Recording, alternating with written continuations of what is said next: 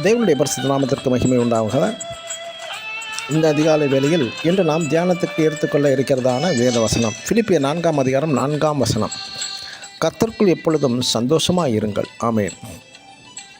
புதிதாக ரட்சிக்கப்பட்ட கிறிஸ்தவர்கள் குறித்து நாம் தியானித்தால், ஏன் கிறிஸ்துவை சொந்த இரட்சகராக அவர்கள் ஏற்றுக்கொள்ள பல காரணங்கள் உண்டு.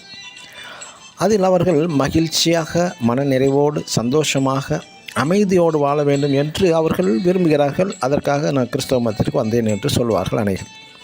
மகிழ்ச்சியோடு வாழ்பவர்கள் தாங்கள் வசிக்கும் இடம் அவற்றை மற்றும் அது சுற்றிலும் சுத்தமாகவும் ஒழுங்காகவும் வைத்திருப்பார்கள். சந்தோஷத்திற்கும் சுத்தத்திற்கும் ஒழுங்கிற்கும் நிறைய தொடர்பு உண்டு.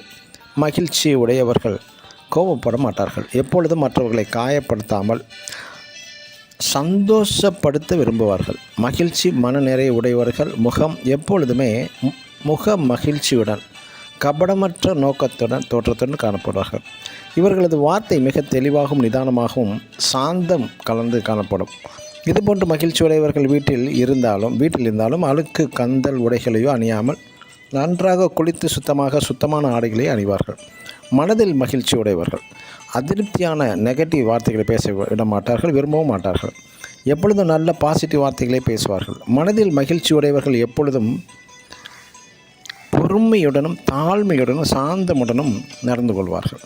கோபம், பொறாமை, எரிச்சல், ஆத்திரம், சண்டை, விரோதம், புறங்கூறுதல் இது போன்ற விளங்கும் ஒரு மனிதன் மனதில் மகிழ்ச்சி இல்லாமல் இருந்தால்தான் இது போன்ற கெட்ட தீய அருவருப்பான சுபாவங்கள் காணப்படுகிறது. இது போன்ற தீய சுபாவங்களை தள்ளிவிட்டு எப்பொழுதும் கர்த்தருக்குள் சந்தோஷமாயிருங்கள். ஆமென். God bless you.